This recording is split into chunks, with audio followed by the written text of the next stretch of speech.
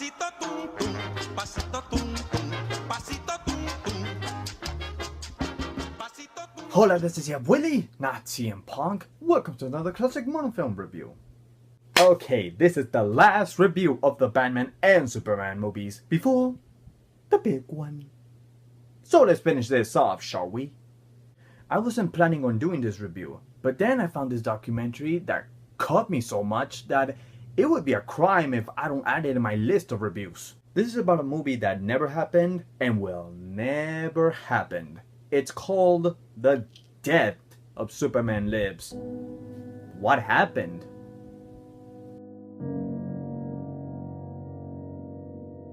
This came out earlier last year, showing behind the concept and art designs of Superman Lives and what led the project to be cancelled.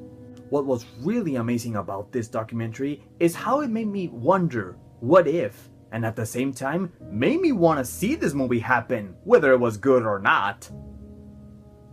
It was originally scheduled to be released in the summer of 1988, with Tim Burton as the director, Kevin Smith as the writer, and the inexplicable Nicolas Cage as the Man of Steel.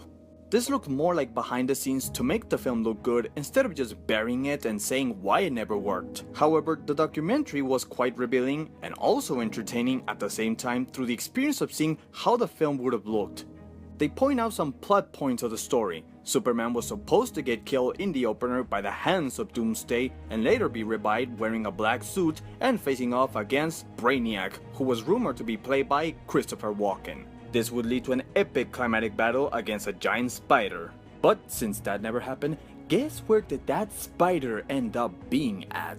Other actors were promoted to be part of the movie, with Kevin Spacey as Lex Luthor and Sandra Bullock as Lois Lane. Now, I'm gonna be honest. When I first saw Nicolas Cage on that suit, I immediately rejected it. The long hair and the odd-looking suit did not look like Superman. But when they're trying to justify why they went with Nicolas Cage, the idea of him was becoming more familiar and understandable.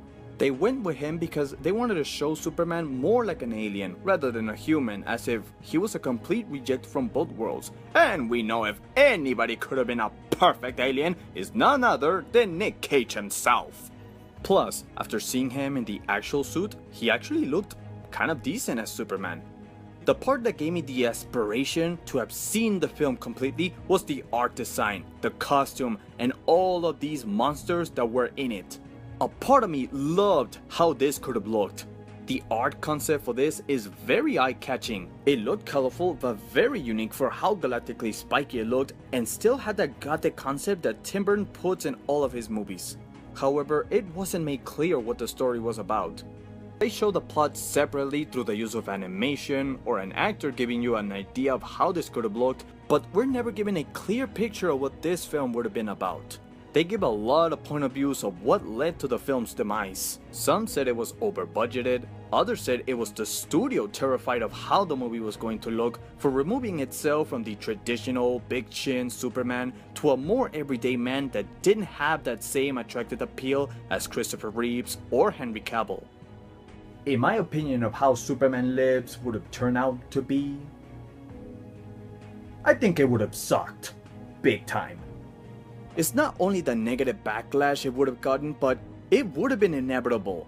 Back then in the summer of the 90s, the studio was losing a lot of money since their movies were not doing so great. They were not shy to show which of them were a big disappointment.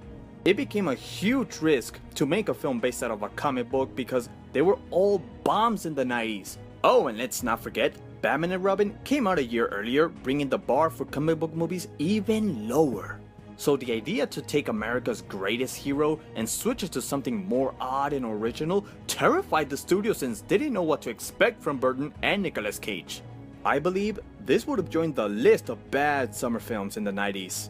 From the views I've heard so far, fans would have not been happy with the black suit or even bought Nicolas Cage in the role. And there were so many villains and so many changes that it probably would have been a big mess.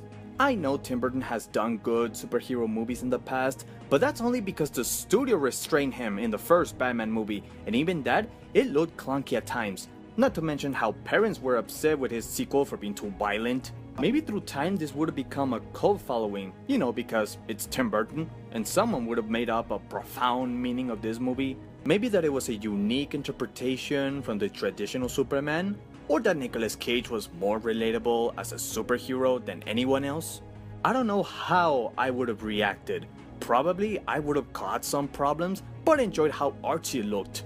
The film seemed like it had an interesting idea and good looking designs, but sometimes the idea doesn't always translate on the big screen, and it probably would have left many empty. Just a good looking picture, but nothing outside of that. And it's well known that Tim Burton makes good looking pictures, but not interesting ideas.